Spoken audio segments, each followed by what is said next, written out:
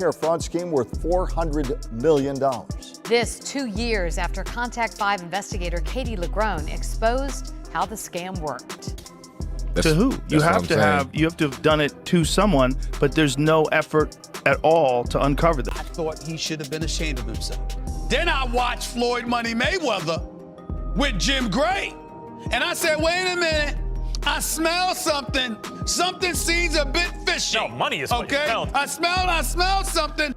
During a recent episode of his podcast, Joe Rogan was visibly stunned as reports surfaced revealing that boxing icon Floyd Mayweather Jr. is facing a lawsuit for his alleged involvement in a $42 million fraud scheme known for his unfiltered opinions and deep exploration of celebrity controversies. Rogan expressed clear disbelief as new information came to light suggesting Mayweather masterminded an elaborate financial operation built on deceptive investments and fraudulent business partnerships. Floyd Mayweather. He's the only guy who's been able to just be balling out of control, constantly flashing money, $1 million watches, a fleet of super expensive cars, and still freaks everybody up. The thing about Floyd is he never lost his discipline. Floyd would famously run home from the nightclub. So he would go out in Vegas, he'd be partying, it would look like a party, he's drinking water, and then he would have his driver drive, and with his pants on, jeans on, he would jog home. And the dude was always... Joe Rogan, who is a prominent personality in the world of combat sports commentary, has devoted considerable time over the years to studying Floyd Mayweather Jr. boxing career and technical abilities, and his detailed breakdown provides a comprehensive view of how Mayweather developed as a fighter and where he stands within the broader landscape of professional boxing. Logan Paul weighs 200 plus pounds. And he turned the shit out of Logan Paul's neck. Like Crazy. Like, wow. And I think he held him up like, hey, man, don't fall because you're going to mess the money up. If they were the same size, I think Floyd would have knocked him out. Logan was so big. Oh, he was so much bigger than it. But them shots, though, was it's so crazy to see a guy who is the best boxer of all time having a fight with this super athletic, gigantic YouTube kid. I mean, look at... In the early stages of his professional journey, Floyd Mayweather Jr. acquired the nickname Pretty Boy due to his exceptional defensive skills, which allowed him to evade significant damage during his fights, and Joe Rogan has observed that during this era Mayweather also showcased extraordinary speed and offensive power, frequently overwhelming his rivals with rapid combinations, and this phase of his career highlighted his remarkable ability to command matches through a blend of aggressive tactics and precise technical execution. One of the things that people forget is that Floyd went through a big transition of his own. If you go back to the early parts of his career and you watch when he was Pretty Boy Floyd, he was a much more aggressive fighter and he would put himself in danger much more. And then when he became Money Mayweather, just got so much more brilliant defensively. And then he became the guy that you see shutting out Canelo Alvarez, stopping all these guys, just shutting everything down. He just became this defensive wizard. As Mayweather progressed. As Floyd Mayweather Jr. progressed further into his career, he transformed into the money persona and embraced a more defensive and strategic approach inside the ring, and Joe Rogan has consistently praised this evolution by emphasizing how Mayweather mastered the art of avoiding punishment while maintaining full control over every fight, and Rogan explained that this delicate balance is exactly what makes him the greatest in his eyes, noting that Mayweather remains aggressive enough to secure victory yet nearly impossible to strike cleanly, and even when he plants himself directly in front of an opponent, Rogan stressed, they still find it incredibly difficult to land a solid punch. He workouts and he would crack open a Pepsi and people are like, what the f is he doing? Like, he's crazy. That guy never drank, never partied, never was out of shape, never got fat, would run home from the club at 2 o'clock in the morning.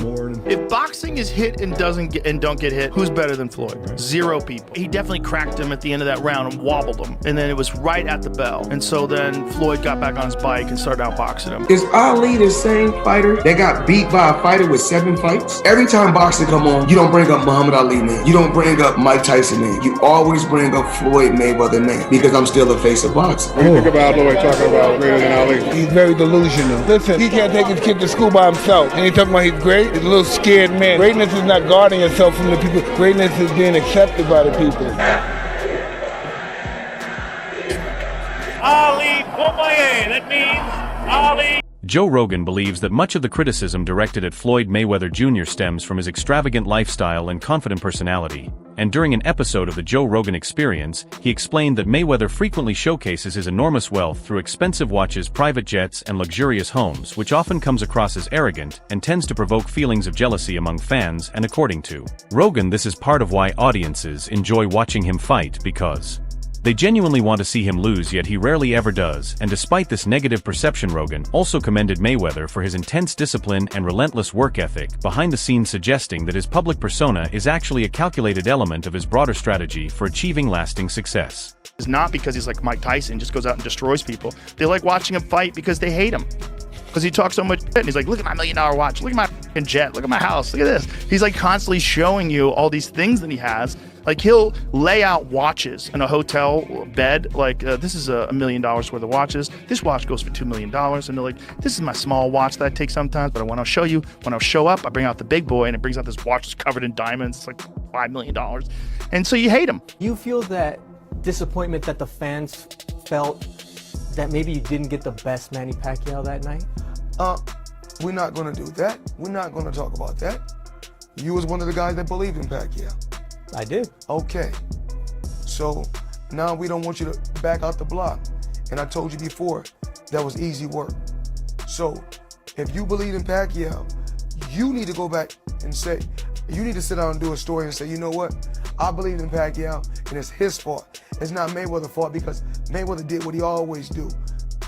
Be a calculated fighter, be a smart fighter, and find a way to win. And I did that because I said that although there was a problem with his shoulder, whether it existed or not, I always said there was no. Wait. Floyd was great, but he didn't want smoke with Winky. Yeah, he didn't want smoke with Winky. He didn't want smoke with Triple G either. But there are people who look at that situation and be like, I mean, that's crazy. But that's what the great ones do. They do crazy shit.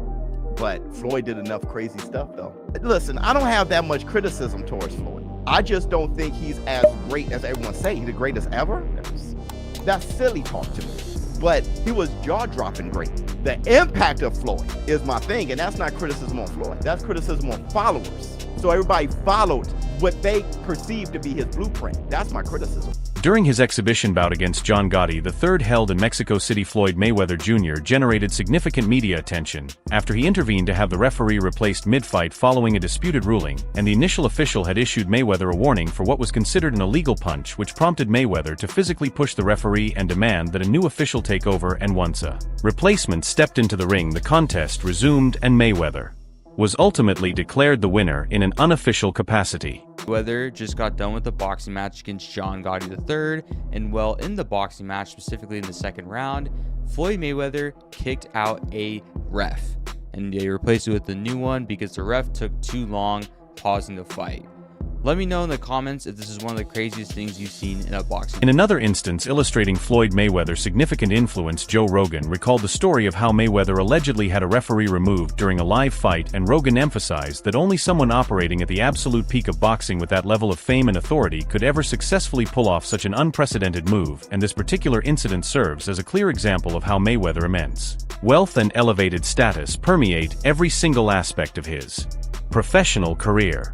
The referee said Floyd Mayweather hit him behind the head. So Floyd fired the referee in the middle of the bout. Floyd throws this punch, and he's 100% correct. The punch landed the side of the head. It's a right hook. It's a perfect punch. And the referee was saying, watch the back of the head. He's like, what the f*** are you talking about? And so he kicks the guy out, and they bring in a different referee who finishes the fight. It was insanity.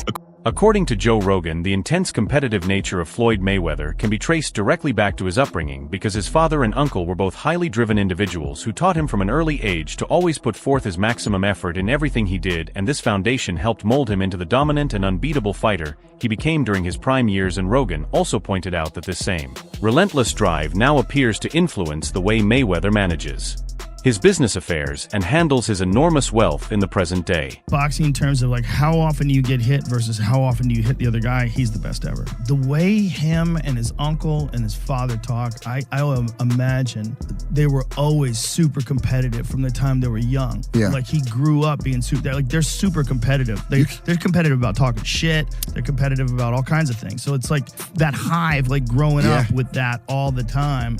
Floyd Mayweather Jr. has publicly stated that he now earns approximately $300 million every single month through a series of intelligent investment decisions, particularly within the real estate sector, and he explained that over the course of just 32 months he assembled a strong business team to help him reach this extraordinary level of financial success, all of which was built upon the foundation of his legendary boxing career. And while it is true that Mayweather has generated enormous sums of money from high-profile fights and lucrative exhibition matches, financial experts remain deeply skeptical that such a massive and consistent monthly income is realistically attainable, and critics argue that these figures are likely inflated because generating hundreds of millions in steady monthly revenue would require access to an extremely rare collection of consistently high-yield and exceptionally profitable investments. Mayweather says he makes $300 million a month, which is $3.6 billion a year. He makes more money than Jeff Bezos, Bill Gates, all of those guys. So I say all that to say this. The money that Canelo was looking for, they can easily come up with that money. Floyd Mayweather got it.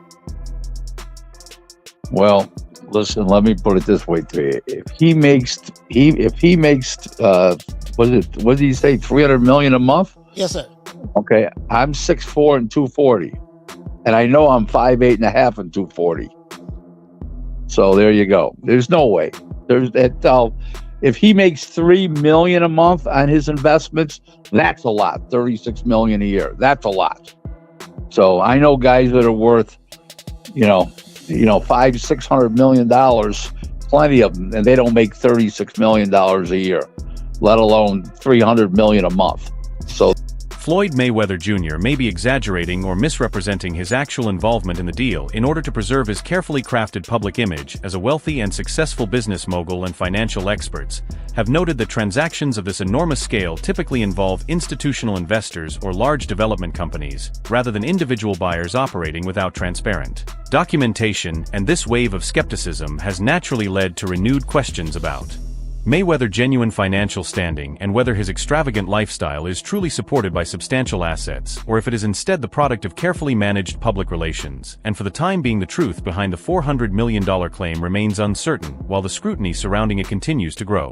There's a story circulating that Business Insider did talking about this $400 million property deal that he had been discussing here in New York City. But now, according to Business Insider, it's not what you think it is. They said there's no evidence there's been a sale of these properties, and it's 62 rental apartment buildings in Upper Manhattan. Here is what Floyd Mayweather had said at the time on a video that he posted on his Instagram. I love bringing the people into my lifestyle, showing the people how I live. Now, I know you guys see me on a regular talking about real estate. Well, lately, I purchased 62 apartment buildings in New York City. And what I need you guys to do, slide over and check out the photos. It's not all 62 buildings, it's a few buildings, but guess what? All the buildings belong to me. I don't have no partners. And all the retail down low on my buildings all belong to me. Guess what? You can do the same. All right. Well, now we're trying to figure out what happened, right, with Business Insider. So according to another update, he did ink a $402 million deal for a Black Spruce portfolio. When he said that it was all his and no one invested, he meant no one was funding his part of the investment but him.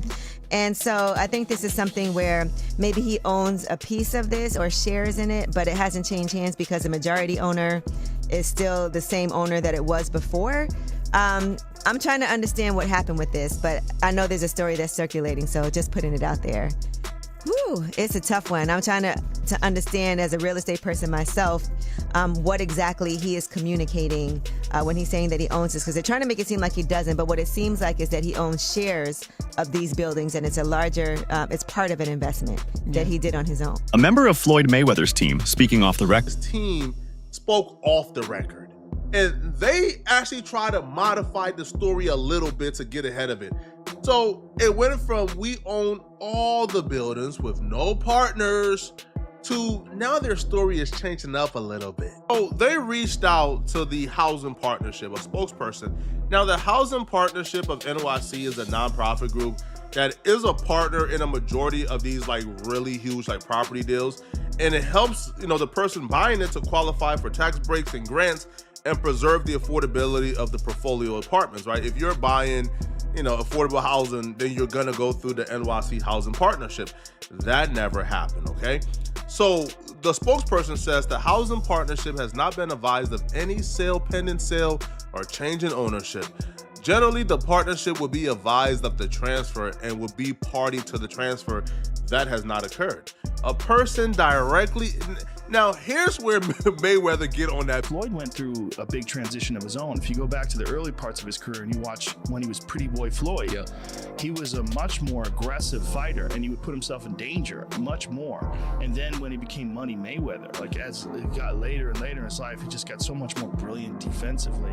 And then he became the guy that you see shutting out Canelo Alvarez, stopping all these guys, just shutting everything down. He just became this defensive wizard to the point where you'd see world-class fighters like Sugar Shane Mosley.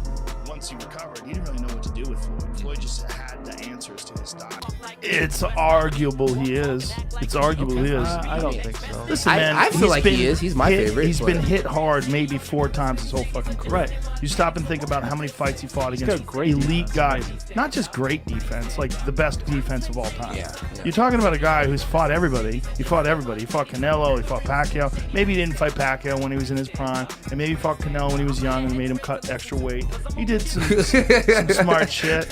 But at the end of the day... That's part of being a fighter, though, right? Yeah, at the end of the day, the fucking guy's 49 in Conor McGregor. That's what he is. That's what I say.